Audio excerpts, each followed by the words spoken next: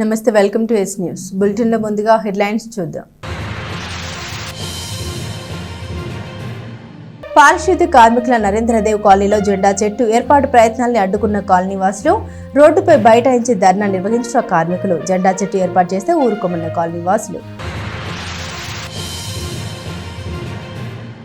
Guntur Madras railway లైన్లో track మరమ్మతుల దృష్ట్యా railway గేట్లు 21వ తేదీ వరకు వివిధ సమయాల్లో మూసివేస్తున్నట్లు ప్రకటించిన తెనాలి స్టేషన్ సూపరింటెండెంట్ వెంకటరమణ ప్రత్యామ్నాయ మార్గాల ద్వారా ప్రజలు వెళ్లాలని విజ్ఞప్తి. తెనాలి మద్రాస్ రైల్వే లైన్ల మధ్య అలాగే తెనాలి గుంటూరు రైల్వే లైన్ల మధ్య ట్రాక్ మరమ్మతులు చేపడుతున్న నేపథ్యంలో ట్రాక్ మధ్యలో ఉన్న రైల్వే గేట్లను మూసివేయడం జరుగుతుందని Tenali station superintendent T Venkataramana తెలిపారు. 18వ తేదీ నుండి 21వ తేదీ వరకు వివిధ మార్గాల్లో గేట్లు మూసివేస్తామని తెలిపారు. తెనాలి రైల్వే స్టేషన్ పరిధిలో రైల్వే ట్రాక్ మరమ్మత్తు పనులు జరుగుతున్న నేపథ్యంలో తెనాలి నుండి సంగం జాగర్లముడి మధ్య ఉన్న గేట్లను 18వ తేదీ రాత్రి నుండి 19వ తేదీ సాయంత్రం 6 గంటల వరకు మార్గ మధ్యంలో ఉన్న గేట్ను మూసివేయడం జరుగుతుందని ఆయన తెలిపారు. అలాగే తెనాలి ఎడ్ల లింగయ్య కాలనీ మధ్య ఉన్న గేట్ని 18వ తేదీ రాత్రి నుండి 19వ తేదీ రాత్రి ఉదయం వరకు మాత్రమే క్లోజ్ చేస్తామని తెలిపారు. ఇదే విధంగా మద్రాస్ రైల్వే మార్గంలో మల్లెపాడు వైపు ఉన్న గేట్ని 19వ తేదీ రాత్రి 10 గంటల నుండి 20వ తేదీ ఉదయం 6 గంటల వరకు మూసివేయడం జరుగుతుందని తెలిపారు. ఇక మల్లెపాడు పినపాడు మధ్య మద్రాస్ గేట్ వైపు ఉన్న గేట్ ని 21వ తేదీ ఉదయం 8 గంటల నుండి సాయంత్రం 6 గంటల వరకు మూసివేయడం జరుగుతుందని వెంకటరమణ తెలిపారు. ఆయా రహదారుల్లో వెళ్లే ప్రజలు స్థానికులు ప్రత్యామ్నాయ మార్గాల ద్వారా వెళ్లాలని railway station superintendent T Venkataramana విజ్ఞప్తి చేశారు. ఈ రైల్వే ట్రాక్ అప్పుడప్పుడు రిపేర్ నిమిత్తము ఆ ట్రాక్ అక్కడ గేట్ క్లోజ్ చేసి ఆల్టర్నేటివ్ రూట్స్ చూసుకోమని రైల్వే వాళ్ళు చెప్తారు. ఆ విధంగా ఇవాళ చెప్పిన దాంట్లో ఎల్సీ నెంబర్ 288 తెనాలి సంగం జార్లముడి మధ్య ఉంది. అది ఉదయం ఇవాళ 18వ తారీఖు ఉదయం 8 నుంచి 19వ తారీఖు సాయంత్రం 6 దాకా ఆ గేటు క్లోజ్ చేయబడి ఉంటుంది. అలాగే మనకి లెవెల్ క్రాసింగ్ నెంబర్ 289 అది తెనాలి ఎడ్ల లింగయ్య కాలనీ, తెనాలి దుగ్గిరాల మధ్య ఉంటుంది. తెనాలి ఎడ్ల లింగయ్య కాలనీ మధ్య అది 18వ తారీఖు రాత్రి 10 నుంచి 19వ తారీఖు ఉదయం 6 వరకు, అంటే నైట్ అంతా ఆ గేటు క్లోజ్ చేయబడి ఉంటుంది. దాని తర్వాత మల్లెపాడు మనకి పెనపాడు మధ్య ఇంకో గేట్ ఉంది. అది కూడా 19వ తారీఖు రాత్రి 10 నుంచి 20వ తారీఖు ఉదయం 6 వరకు ఆ నైట్ 10 గంటలు ఆ గేట్ ఒకటి క్లోజ్ చేయబడుతుంది. దాని తర్వాత ఎల్సీ నెంబర్ 287 అది కూడా మల్లెపాడు పెనపాడు మధ్య కనెక్టింగ్. అది అంటే ఈ గేటు ఉన్నప్పుడు మెడ్రాస్ గేట్ వాడాలా, మెడ్రాస్ గేట్ లేనప్పుడు ఇది వాడుకోవాలనేసి మా రైల్వే తరఫున విజ్ఞప్తి. అది ఈ 287 మల్లెపాడు పెనపాడు కనెక్టింగ్ కూడా అది 19వ తారీఖు ఉదయము 21వ తారీఖు ఉదయము 8 నుంచి సాయంత్రం 6 దాకా ఆ గేటు క్లోజ్ చేయబడి ఉంటుంది. సో ప్రయాణికులు కలిగిన రోడ్ యూజర్స్ కలిగిన అసౌకర్యానికి మేము చింతన ప్రకటిస్తూ ఆల్టర్నేటివ్ రూట్స్ ఎన్నుకోవాల్సిందిగా కోరుతున్నాము. 2025-2026 విద్యా సంవత్సరానికి సంబంధించి పాఠశాలలు కాలేజీలు కొనసాగుతున్న నేపథ్యంలో విద్యార్థులు బస్ పాసులు తీసుకోవాలని తెనాలి ఆర్టీసీ డీఎం ఏ రాజశేఖర్ తెలియజేశారు. బస్ పాసులు ఇచ్చే ప్రక్రియ ప్రారంభించినట్లు ఆయన తెలిపారు. తెనాలి ఆర్టీసీ డిపోలో 10వ తరగతి చదువుకునే బాలికలు 50 రూపాయల ఫీజుతో సంవత్సరమంతా ఉచితంగా బస్సులో ప్రయాణించే రాయితీని కల్పిస్తున్నామని తెలిపారు. బస్ స్టాండ్లో బస్ పాస్లను తీసుకోవాలని డీఎం తెలిపారు. అలాగే 7వ తరగతి విద్యార్థులకు కూడా ఉచితంగా ఐడి ఇవ్వడం జరుగుతుందని, వారు కూడా సంవత్సరం మొత్తం ఉచితంగా బస్సులో ప్రయాణించవచ్చని డీఎం తెలిపారు. ఈ నేపథ్యంలో ఇంటర్మీడియట్, ఇంజనీరింగ్, ఇతరపై చదువులు చదివే విద్యార్థులకు కూడా 33% రాయితీ కల్పించడం జరిగిందని, తద్వారా వారు కూడా ఆ రాయితీతో బస్ పాసులను తీసుకుని ప్రయాణించవచ్చని డీఎం రాజశేఖర్ తెలిపారు. 21వ తేదీ యోగాంధ్ర కార్యక్రమానికి 8 బస్సుల్ని విశాఖపట్నం పంపిస్తున్నట్లు ఆయన తెలిపారు. జూన్ 2వ తారీఖు నుంచి ఈ బస్ పాసులు, ఫ్రీ బస్ పాసులు కానీ, కన్స్ట్రక్షన్ బస్ పాసులు కానీ, అదేవిధంగా ఎంఎస్టీలు కానీ ఇవ్వటం జరుగుతూ ఉంది. దానిలో భాగంగా ఎవరైతే అప్ టు 10th క్లాస్ పిల్లల దాకా ఉంటారో లేడీస్కి, గర్ల్స్కి, వారికి పూర్తిగా 50 రూపాయలతో సంవత్సరం మొత్తం ఉచితంగా ప్రయాణం చేసే విధంగా 25 కిలోమీటర్ వరకు ఫ్రీగా అనుమతించబడుతుంది. అదేవిధంగా బాయ్స్కి అయితే 7th క్లాస్ వరకు ఏదైతే ఉందో వాళ్ళకి ఒక ఐడి కార్డు ఇవ్వటం జరుగుతుంది. వారు కూడా సంవత్సరం మొత్తం బస్సులో ఫ్రీగా అనుమతించడం జరుగుతుంది. ఈ అవకాశాన్ని 10th క్లాస్ పిల్లలంత వరకు అందరూ వినియోగించుకోవాల్సిందిగా విజ్ఞప్తి చేస్తూ ఉన్నాం. అదేవిధంగా ఈ మధ్యకాలంలో స్కూల్ కాలేజీలు కానీ, జూనియర్ కాలేజ్ కానీ, ఇంజనీరింగ్ కానీ, మెడికల్ కానీ వారికి కూడా గవర్నమెంట్ ఆఫ్ ఆంధ్రప్రదేశ్ ఏదైతే నిబంధనలు ఉన్నాయో వారి ప్రకారం 33% పే చేసి 66% కన్సెషన్తో వాళ్ళకు కూడా రాయితీ ఇవ్వటం జరుగుతూ ఉంది. అయితే ఈ మధ్యకాలంలో 1-2 కంప్లైంట్స్ అయితే రావటం జరుగుతూ ఉంది. ఈ బస్ పాస్ కౌంటర్లో ఆన్లైన్ చేసినందుకు 50 రూపాయలు, అదే లామినేషన్ చేసినందుకు 50 రూపాయలు వసూలు చేస్తున్నారని కొంతమంది పిల్లలు కంప్లైంట్ చేయడం జరిగింది. దానిలో భాగంగా మేము ఆ బుకింగ్లో ఉన్న ఒక ఏజెంట్ని, ఒక డిఈఓని తీసేయడం జరిగింది. అదేవిధంగా స్క్వాడ్ వాళ్ళని తనిఖీ అధికారులను అలర్ట్ చేయడం జరిగింది. అదే కౌంటర్ ఎదురు ఆన్లైన్ చేసినందుకు ఎటువంటి రుసుము లేదు, అదేవిధంగా లామినేషన్ చేసినందుకు కూడా ఎటువంటి రుసుము లేదని పెద్ద ఫ్లెక్సీలాగా అతికించడం జరుగుతుంది. అదేవిధంగా ఈరోజు పెయింట్తో కూడా పెద్ద అక్షరాలతో రాయటం జరుగుతుంది. కాబట్టి విద్యార్థులందరూ గమనించవలసిన విషయం ఏంటంటే, మీ అప్లికేషన్ ఆన్లైన్ చేసినా, అదేవిధంగా లామినేషన్ చేసినా ఫ్రీ ఆఫ్ కాస్ట్ చేస్తాం తప్ప ఎవరైనా డిమాండ్ చేసిన ఎడల మా అసిస్టెంట్ మేనేజర్ వారికి లేదంటే అసిస్టెంట్ ఇంజనీర్ వారికి నంబర్లు బోర్డులో పెట్టడం జరిగింది. కాబట్టి వారికి కంప్లైంట్ చేస్తే ఎవరైతే ఆ కౌంటర్లో ఉన్న ఆపరేటర్ ఉంటారో వాడిని తీసేయడం జరుగుతుంది. కాబట్టి ఎవరు ఎక్కడ ఎటువంటి రుసుము లేకుండా మంచి సర్వీస్ని ఏపీఎస్ఆర్టీ తెనాలి డిపో అందించాలనే ముఖ్య ఉద్దేశంతో ముందుకెళ్తా ఉన్నాం. అదేవిధంగా మనం ఇంటర్నేషనల్ యోగా డే సందర్భంగా మన డిపో నుంచి కూడా రేపు రాత్రికి ఒక 25 బస్సులు విశాఖపట్నం వెళ్ళటం జరుగుతూ ఉంది. మంచి కండిషన్ బండ్లు కానీ, సీట్ కండిషన్లు, వెహికల్ కండిషన్ మంచి ఉన్న బండ్ని మనం ప్రతి బస్సుని డిజిటలైజేషన్లు, క్యూఆర్ కోడ్ ట్రాకింగ్ ఈపీఎస్ ద్వారా చేసి ఎక్కడ ఎటువంటి ఇబ్బంది లేకుండా విశాఖపట్నం పంపించిన ఏర్పాట్లు చేస్తూ ఉన్నాం. కాబట్టి ప్రజలందరూ ఒకటే విజ్ఞప్తి, ఎవరైనా ఆర్టీసీ అనేది ఎక్కడ ఎటువంటి రుసుము లేకుండా మంచి సర్వీస్ అందించడానికే ఉంది తెనాలి డిపో. కాబట్టి ఎవరైనా ఎక్కడైనా చిన్న డబ్బులు డిమాండ్ చేసినా, అదేవిధంగా దారిలో ఏదైనా బస్సులు ఆగపోయినా, లేదా తమకు ఏదైనా సర్వీస్ కావాలన్నా వెంటనే తెలియజేసిన వాటిని దృష్టిలో పెట్టుకొని పరిశీలించి వాటిని ప్రొవైడ్ చేయడానికి ఏపీఎస్ఆర్టీ తెనాలి డిపో ఎప్పుడు ముందుకుంటుందని. తెనాలిలోని నందులపేటలో గల పారిశుద్ధ కార్మికుల నివాసం ఉండే నరేంద్ర దేవ్ కాలనీలో జెండా చెట్టు నిర్మాణం కోసం చేపడుతున్న చర్యల్ని కాలనీ వాసులు అడ్డుకున్నారు. అంతేకాక రోడ్డుపై కాలనీ వాసులంతా బైఠాయించి ధర్నా నిర్వహించారు. స్థానిక నరేంద్ర దేవ్ కాలనీలో జెండా చెట్టు ఏర్పాటు చేసే ప్రయత్నాన్ని నరేంద్ర దేవ్ కాలనీ వాసులు అడ్డుకున్నారు. అంతేకాక రోడ్డుపై ధర్నా నిర్వహించి నిరసన తెలిపారు. కాలనీలోని ఎనిగేటి మునెమ్మ ఇంటి స్థలంలో మున్సిపల్ అధికారులు జెండా చెట్టును ఏర్పాటు చేసే ప్రయత్నం చేస్తున్న చర్యలను తీవ్రంగా వ్యతిరేకించారు. 1963 నుండి కాలనీలో పారిశుద్ధ కార్మికులు నివసిస్తున్నారని, 4వ తరం ఈ కాలనీలో జీవిస్తున్నారని, నిరంతరం ప్రజల కోసం దుర్గంధాలను ఎత్తిపోస్తూ కొద్దిపాటి స్థలంలో 2-3 కుటుంబాలు నివసిస్తూ నరకం అనుభవిస్తున్న జీవితాలను కొనసాగిస్తున్నామని తెలిపారు. అటువంటి కాలనీలో మున్సిపల్ అధికారులు జెండా చెట్టుని ఏర్పాటు చేసే ప్రయత్నంలో దురాలోచనతో చేస్తున్నారని, మాకు గొడవలు సృష్టించేందుకని వారు వాపోయారు. కాలనీలో జెండా చెట్టు ఏర్పాటుకు తీసుకుంటున్న చర్యలను నిలిపివేయాలని కాలనీ వాసులు హెచ్చరించారు. ఈ కార్యక్రమంలో రెడ్డి రమణమ్మ, చేవూరు శ్రీనివాసరావు, తుమ్మల రమేష్, చొక్కాకుల బోసు, కందుకూరు అశోక్, ఆకుల రామకృష్ణారెడ్డి, నాగార్జున నాయకత్వంలో కాలనీ వాసులు పాల్గొన్నారు.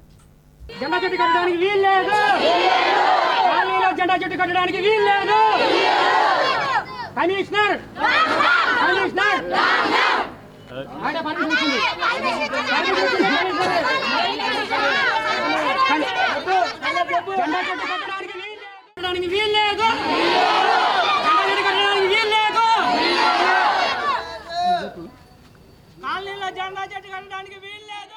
జెండా చెట్టు దగ్గర జెండా చెట్టే ఉంది.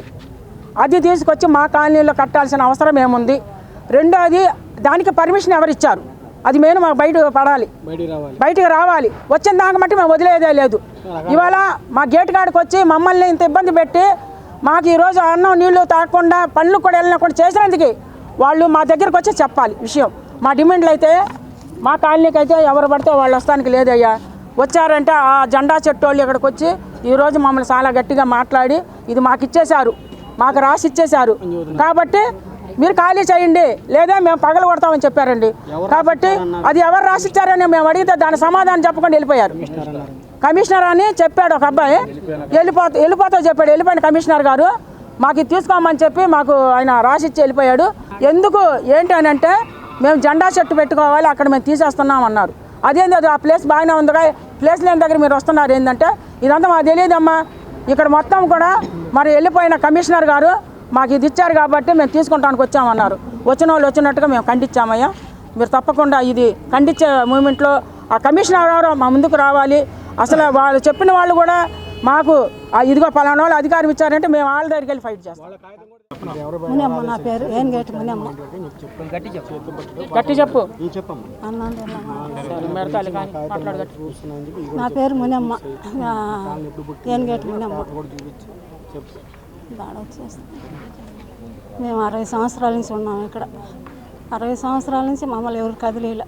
3 ఇళ్ళు ఉన్నాం ఒక ఇంట్లో, 3 ఇళ్ళు ఉన్నాం. 3 ఇళ్ళు ఉంటే ఆ ఇల్లు పగలు కొట్టాలంటున్నారు. ఇప్పుడు ఎట్లా మేము ఏడ ఉండాలా?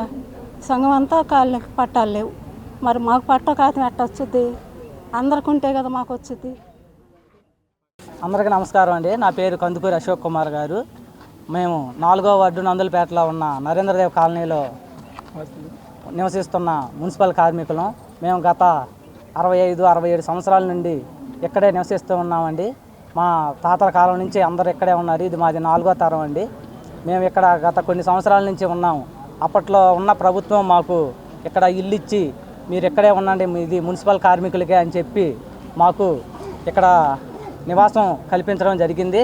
అప్పటి జీవో పత్రాలండి ఇవి, అప్పుడు శంకుస్థాపన చేసిన కాగితాలు.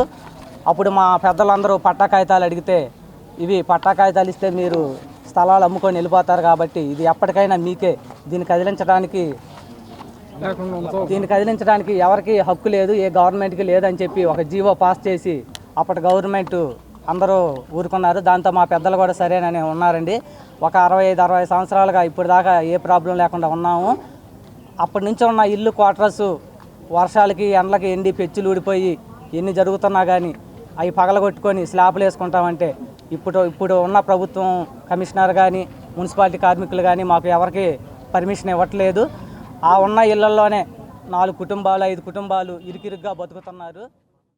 విద్యుత్ వినియోగదారుల సమస్యలు వెంటనే పరిష్కరించేందుకు విద్యుత్ శాఖ విద్యుత్ అదాలత్ కార్యక్రమం నిర్వహిస్తోందని డిఈవి చిరంజీవి తెలిపారు. ఇందుకు సంబంధించి డివిజన్లోని ఏడీఏలు ఏఈలతో సమావేశం తన కార్యాలయంలో నిర్వహించారు.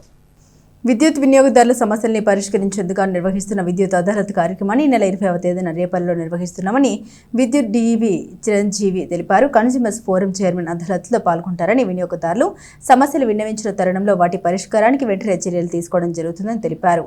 ఇదిలో ఉండగా జూన్ 30వ తేదీలోగా విద్యుత్ అదనపు లోడ్ని క్రమబద్ధీకరించుకునే అవకాశం ఉందని తెలిపారు. దీన్ని విద్యుత్ వినియోగదారులు సద్వినియోగం చేసుకోవాలని తెలిపారు. ఇప్పటికే చాలా మంది విద్యుత్ అదనపు లోడ్ని క్రమబద్ధీకరించుకున్నారని తెలిపారు. సోలార్ విద్యుత్ వినియోగాన్ని కూడా పెంపొందించేందుకు గాను కేంద్ర ప్రభుత్వం అందిస్తున్న రాయితీని వినియోగించుకుని సోలార్ విద్యుత్ వాడకాన్ని మరింతగా ముందు తీసుకురావాలని డి చిరంజీవి తెలిపారు. గత 3 దఫాలుగా మన డివిజన్ పరిధిలో విద్యుత్ అదాలత్లని కండక్ట్ చేస్తున్నాము. కన్జ్యూమర్ గ్రీవెన్సెస్ అంటే వాళ్ళకి మా లెవెల్లో అంటే మేమంటే మా డివిజన్ కానీ ఎస్సీ గారి లెవెల్లో కానీ ఏఈఏడి లెవెల్లో కానీ పరిష్కారం కానిటువంటి సమస్యలు ఏమైనా ఉంటే కనుక కన్జ్యూమర్ ఫోరంలో కూడా రిప్రజెంట్ చేసుకుంటే అక్కడ రిటైర్డ్ జడ్జి గారు ఉంటారు చైర్మన్గా, వారు కేసును పరిశీలించి జడ్జిమెంట్ ఇస్తారు. దాని ప్రకారం మేము కూడా కన్జ్యూమర్స్కి ఇంకేమన్నా మా తరపున ప్రాబ్లం సాల్వ్ చేయాల్సిన అవసరం ఉంటే కూడా వాళ్ళ డైరెక్షన్ ప్రకారం చేస్తాము. దానిలో భాగంగానే ఇప్పుడు ఎల్లుండి 20వ తారీఖున రేపల్లి పట్టణంలో ఈ విద్యుత్ అదాలత్ని కండక్ట్ చేస్తున్నాము. అంటే మన డివిజన్ పరిధిలో ఉన్నటువంటి విద్యుత్ కన్జ్యూమర్స్ వాళ్ళ ప్రాబ్లమ్స్ సాల్వ్ కాని ప్రాబ్లమ్స్ ఇప్పుడు చెప్పినట్టుగా ఏమైనా ఉంటే కనుక అక్కడికి వచ్చి చైర్మన్ గారు ఉంటారు, కన్జ్యూమర్ పవర్ చైర్మన్ గారు, వారికి విన్నవిస్తే కనుక అర్జీ రూపంలో వారి కేసును పరిశీలించి మీకు ఇంకేమన్నా డిపార్ట్మెంట్ తరఫున న్యాయం చేయాల్సిన అవసరం ఉంటే కనుక వారు జడ్జిమెంట్ ఇస్తారు. దాని ప్రకారం మేము పాటించి విద్యుత్ వినియోగదారులకి మా లెవెల్లో ఇంకేమన్నా హెల్ప్ చేయాలిస్తే కానీ న్యాయం చేయాలిస్తే కానీ చేస్తాము. ఒకటి జూన్ 30 తోటి మన ఎడిషనల్ లోడ్ క్రమబద్ధీకరణని గత 4-5 నెలల నుంచి మేము చేస్తున్నాము. వినియోగదారుల్లో కూడా చాలా అవేర్నెస్ క్రియేట్ చేశాము. దానిలో ఏంటంటే ఆఫ్ రేట్కి కిలోవాట్ని రెగ్యులైజ్ చేయటం అన్నమాట. చాలామంది స్కీమ్ ఉపయోగించుకున్నారు. 30వ తారీఖు వరకు ఇంకా అవకాశం ఉంది కాబట్టి ఈ నెల ఎండింగ్ వరకు ఈ స్కీమ్ని మీరు సద్వినియోగం చేసుకుని మీ ఇళ్లలో కనుక ఇళ్ళకి మాత్రమే ఇది లోడ్ ఎడిషనల్ లోడ్ అంటే మీకు శాంక్షన్ అయిన బిల్లులో వచ్చే లోడ్ కంటే కనుక ఎక్కువ లోడ్ ఉంటే కనుక మీరు కట్టవలసిన అమౌంట్లో హాఫ్ అమౌంటే కట్టి రెగ్యులరైజ్ చేయించుకోవచ్చు. దీనిలో ఎలాంటి సందేహాలు సలహాలు కావాల్సి ఉన్నా కానీ మా విద్యుత్ కార్యాలయాల్లో కానీ మా సిబ్బందిని కానీ కాంటాక్ట్ అయితే వాళ్ళు మీకు పూర్తి వివరాలు ఇస్తారు. విద్యార్థుల నుండి అధిక ఫీజులు వసూలు చేస్తున్న కార్పొరేట్ విద్యా సంస్థల వైనాన్ని ప్రశ్నిస్తున్న అఖిల భారత విద్యార్థి సమైక్య ఏఎస్ఎఫ్ఐ నాయకులపై పోలీసులు కేసు పెట్టడాన్ని ఖండిస్తూ రాష్ట్ర వ్యాప్తంగా ఆందోళన చేపట్టింది. దీనిలో భాగంగానే తెనాల్లో ఏఎస్ఎఫ్ఐ నాయకులు ఆందోళన వ్యక్తం చేశారు.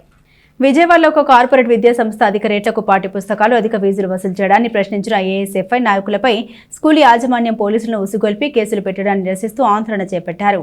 విద్యార్థుల సమస్యల పరిష్కారం కోసం నిరంతరం పోరాడే ఏఎస్ఎఫ్ ఇటువంటి చర్యలను ఖండిస్తుందని తెలిపారు. ఇంతేకాకుండా విద్యాశాఖ మంత్రి నారా లోకేష్ కార్పొరేట్ విద్యా సంస్థలు చేపడుతున్న అధిక ఫీజులు పాఠ్య పుస్తకాల అమ్మకంపై దృష్టి పెట్టాలని వారన్నారు. ఈ కార్యక్రమంలో ఏఎస్ఎఫ్ఐ రాష్ట్ర కార్యవర్గ సభ్యులు పాషం వెంకటేష్, జిల్లా అధ్యక్షుడు గండు శివ, నియోజకవర్గ కోశాధికారి పొన్నెకంటి శోభత్, ఉపాధ్యక్షులు పవన్, బాలాజీ, అజయ్, చైతన్య, ఆకాష్, లోకేష్, జయకృష్ణ, పోట్లు, మణి, దుర్గా, సంజయ్లు పాల్గొన్నారు. అందులో భాగంగా ఈరోజు విజయవాడ శ్రీ చైతన్య కళాశాలలో మెయిన్ కళాశాలలో మరి ఏఐఎస్ఎఫ్ రాష్ట్ర వ్యాప్తంగా చేసిన కార్యక్రమాల దృష్ట్యా రాష్ట్ర కమిటీ మరి రాష్ట్ర నాయకత్వం మరి ఈరోజు వెళ్ళి అక్కడ విద్యార్థులు ఏదైతే అధిక ఫీజులకి అమ్ముతా ఉన్నారో పుస్తకాలని, అదేవిధంగా అక్రమ అడ్మిషన్లు నిర్వహించి విద్యార్థులను మానసికంగా ఇబ్బంది పెడతా ఉన్నారో ప్రశ్నించే క్రమంలో మాట్లాడుతూ ఉంటే ఈ కార్పొరేట్ కబంధ హస్తాల్లో ఇరుక్కుపోయి ఇబ్బంది పడుతున్న విద్యార్థుల పక్షాన ఏఎస్ఎఫ్ పోరాడుతూ ఉంటే మరి శ్రీ చైతన్య కళాశాలలో పోలీసులను పిలిపించి శాంతియుతంగా నిరసన వ్యక్తం చేస్తున్న ఏఎస్ఎఫ్ నాయకుల మీదకి మరి వదలటం జరిగింది. అక్కడికి వచ్చినటువంటి పోలీస్ వ్యవస్థ మరి అత్యుత్సాహం ప్రదర్శించి ఏఎస్ఎఫ్ నాయకుల మీద శాంతియుతంగా నిరసన తెలుపుతున్న ఏఎస్ఎఫ్ నాయకుల మీద దాడికి దిగడం జరుగుతూ ఉంది. ఇది మనం గమనిస్తూ ఉంటే ఏదైతే మరి మన రాష్ట్ర విద్యాశాఖ మంత్రి నారా లోకేష్ గారు అనేక హామీలు ఇచ్చారు. మీరు ప్రభుత్వం అవలంబిస్తున్న తీరుకి విరుద్ధంగా ఈ కార్పొరేట్ వ్యవస్థ ఏదైతే ఈ శ్రీ చైతన్య వ్యవస్థలు ఉన్నాయో 2000, 3000 విలువ చేసే పుస్తకాలని 16,000, 20,000కి అమ్ముతూ ఉంటే మేము ప్రత్యక్షంగా వెళ్ళి మీకు చూపించే ప్రయత్నం చేస్తూ ఉంటే మరి ఈ కార్పొరేట్ వ్యవస్థకి మీరు అమ్ముడుపోయిన విధంగా ఈరోజు పోలీస్ వ్యవస్థ కూడా అవలంబిస్తూ ఉంది. ప్రత్యక్షంగా చూస్తూ ఉన్నాం. 8వ క్లాస్ చదువుకునే విద్యార్థికి 23,000 రూపాయలు ఫీజు, 23,000 రూపాయలు బుక్స్ కొనటం అంటే ఎంత దారుణమైన వ్యవస్థలో మనం చదువుకుంటున్నాం అని చెప్పి ఒకసారి ఆలోచించాల్సిందిగా పనిచేస్తూ ఉన్నాం. ఈరోజు చైతన్య కానివ్వండి, నారాయణ కానివ్వండి, పెద్ద పెద్ద కార్పొరేట్ శక్తులు విద్యార్థుల రక్తమాంసాలు దోచుకుంటున్నారని చెప్పి సందర్భంగా తెలియజేస్తూ ఉన్నాం. ఇప్పటికైనా నారా లోకేష్ గారు విద్యాశాఖ మంత్రి వీటిని వెంటనే స్పందించి ఏదైతే కళాశాలలో జరుగుతున్న ఈ అక్రమాలని మీరు ఖండించకపోతే ఏఐఎస్ఎఫ్ మిగతా విద్యార్థి సంఘాలు అన్ని కలుపుకొని ప్రత్యక్ష దాడులు దిగుతాం. విద్యార్థుల్ని ఏఎస్ఎఫ్ విద్యార్థులపై దాడి చేయటం చాలా బాధాకరం. ఈ దాడిని మేము తీవ్రంగా వ్యతిరేకిస్తున్నాం. మేము నారా లోకేష్ గారిని ఒకటే అడుగుతా ఉన్నాం, మీరు తల్లికి వందనం పేరుతో 13,000 ఇస్తే అదే 13,000 ఈ శ్రీ చైతన్య విద్యా సంస్థల్లో బుక్స్ కొనడానికి కూడా సరిపోవట్లేదని చెబుతున్నాం. తెనాలికి చెందిన వేములపల్లి రజని తన సోదరి కుమారుడైన వెనకల్ల సునీల్ కుమార్తో కలిసి మూల్పూర్ గ్రామం వెళ్లారు. గ్రామంలో ఉన్న తమ పొలాన్ని దున్నిస్తున్న తరుణంలో ఇలవర్తి భూషయ్య తన అనుచరులతో వచ్చి వారిని అడ్డగించడమే కాక వారిని హతమార్చే ప్రయత్నం చేశారన్న ఆరోపణ నేపథ్యంలో వారు తెనాలి ప్రభుత్వ ఆసుపత్రిలో చికిత్స పొందుతున్నారు. వారిని హైకోర్టు న్యాయవాది పెరికల డానియల్ పరామర్శించారు.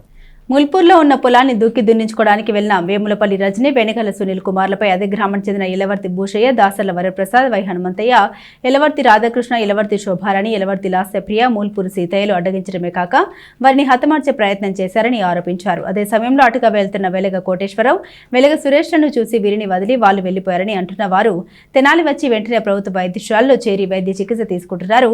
ఈ నేపథ్యంలో హైకోర్టు న్యాయవాది పెరికల డానియల్ వారిని పరామర్శించి దాడిని ఖండించారు. ఈరోజు మూల్పూరు గ్రామంలో జరిగిన దాడిని నేను తీవ్రంగా ఖండిస్తున్నాను. ఒక స్త్రీ తన సొంత పొలంలోకి వెళ్తే వేరే వాళ్ళు వచ్చి అసలు మీరు ఈ పొలంలోకి ఎట్లా వచ్చారు, మీరు ఎట్లా బతుకుతారు, ఎట్లా వెళ్ళిపోతారని కూడా ఆయన మరి ఆమె సోదరి కొడుకు కూడా అక్కడికి వెళ్ళారండి.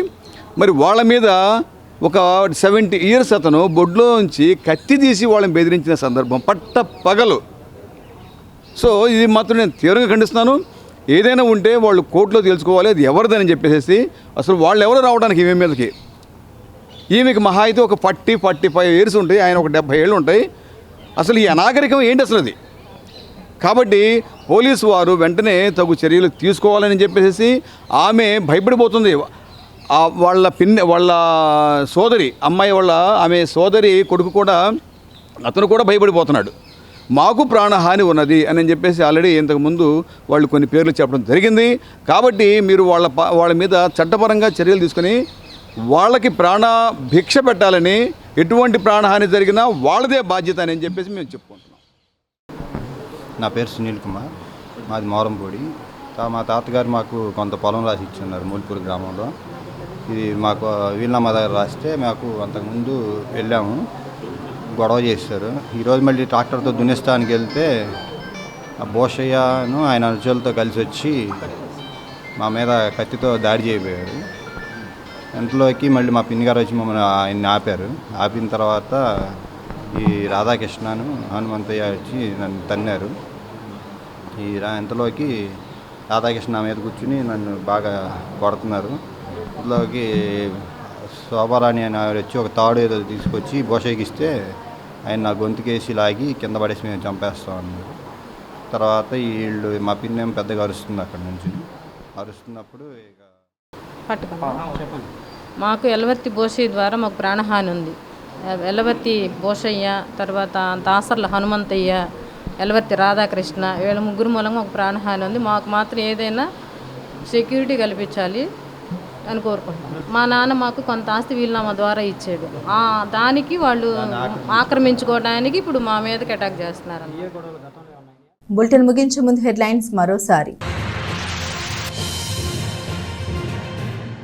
పారిశుద్ధ్య కార్మికుల నరేంద్రదేవ్ కాలనీలో జెండా చెట్టు ఏర్పాటు ప్రయత్నాల్ని అడ్డుకున్న కాలనీ వాసులు, రోడ్డుపై బైఠాయించి ధర్నా నిర్వహించిన కార్మికులు, జెండా చెట్టు ఏర్పాటు చేస్తే ఊరుకోమన్న కాలనీ వాసులు. గుంటూరు మద్రాస్ రైల్వే లైన్లో ట్రాక్ మరమ్మతుల దృష్ట్యా రైల్వే గేట్లు 21వ తేదీ వరకు వివిధ సమయాల్లో మూసివేస్తున్నట్లు ప్రకటించిన తెనాలి స్టేషన్ సూపరింటెండెంట్ వెంకటరమణ. ప్రత్యామ్నాయ మార్గాల ద్వారా ప్రజలు వెళ్లాలని విజ్ఞప్తి.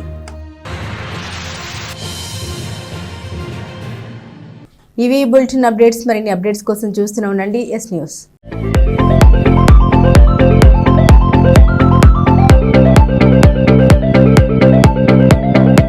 Please subscribe to our YouTube channel.